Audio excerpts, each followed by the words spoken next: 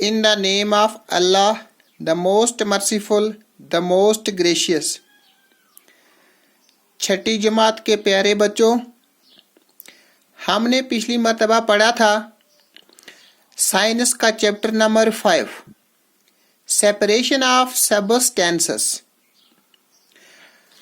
आज इसी का दूसरा टॉपिक हम पढ़ने जा रहे हैं 5.1 मेथड्स ऑफ सेपरेशन, कि हम चीज़ों को किस तरह से अलहदा करते हैं, किन किन तरीकों से हम चीज़ों को अलहदा करते हैं। देखो, आपके टॉपिक का नाम है मेथड्स ऑफ सेपरेशन, कि किन तरीकों से हम चीज़ों को अलहदा करते हैं। तो जिस मेथड पे आज हम गौर व फिक्र करेंगे, जानने की कोशिश करेंगे, वो मेथड है हैंड पिकिंग, यानी हाथ से किस तरह से चीजें उठा कर अलहदा की जाती हैं और कैसे की जाती हैं।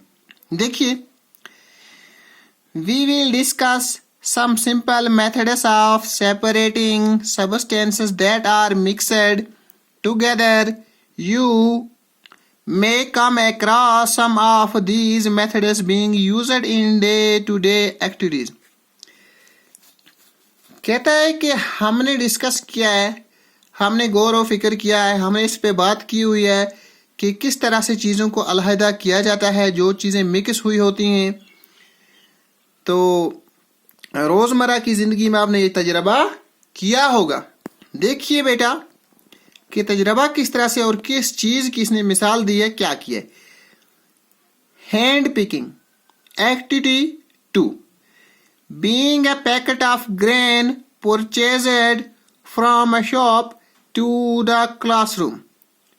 Now separate the grain on a sheet of paper.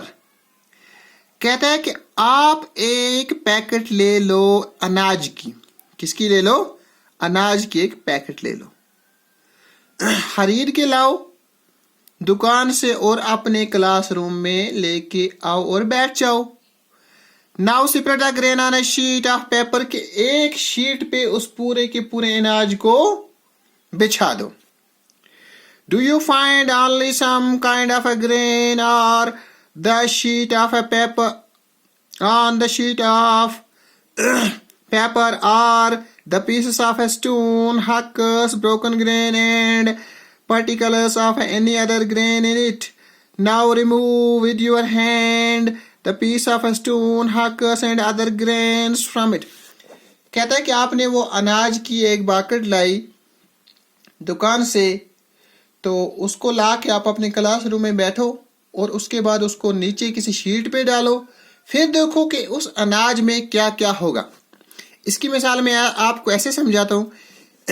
दान होती है ना हमारे पास, दान पनीरी, पनीरी का फसल होता है हमारे पास। जब हम पनीरी लाते हैं एक बोरी में भर के, फिर उसी पनीरी को अगर हम ला के नीचे कोई शीट डालें और उस शीट पे बिछा दें, बिछाने के बाद फिर देखें कि उस पनीरी में क्या क्या होता है। देखो, उस पनीरी में एक तो पनीरी होगी, एक टूटी हुई पनीरी होगी जिसके 2 टुकड़े हुए होंगे, एक छोटे छोटे पत्थर होंगे, छोटी छोटी लकड़ियां भी उसमें होंगी, घास भी होगा। तो ये सब चीजें हमें अलहदा करनी। जब इन सभी चीजों को हम हाथ से उठा के, पत्थर भी पनीरी में से निकाल के फेंकेंगे, लकड़ियों के टुकड़े होंगे छोटे छोटे, उनको भी निकाल के बाहर फेंक देंगे, घास को भी बाहर फेंक देंगे।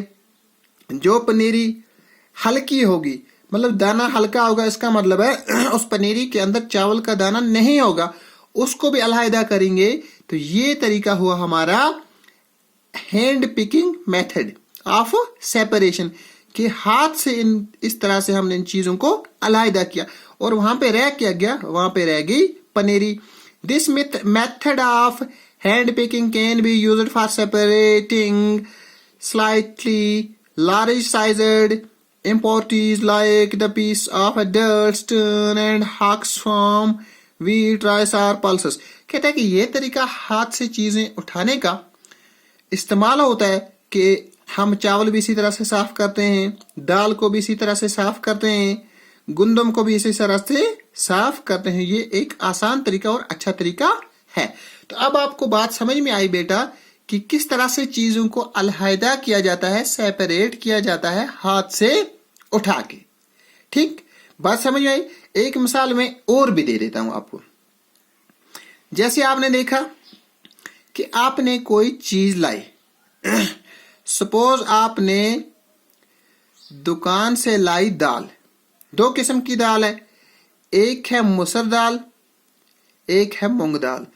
वो मिली हुई है, आप आओगे घर में, बैठोगे, बैठ के एक किस्म की दाल को उठा उठा के अलग कर दोगे हाथ से, तो वो भी हो गया एक तरीका हैंड पिकिंग। तो बात आई समझ में ना। जिस चीज को भी हम हाथ से साफ करके अलहदा करते हैं वो चीज होगी एक, और दूसरी चीज को अलहदा करें वो चीज होगी दूसरी। तो इस तरीके को बोलते हैं हैंड पिकिंग मेथड। तो आज के लिए इतना ही बेटा, खुदा हाफिज।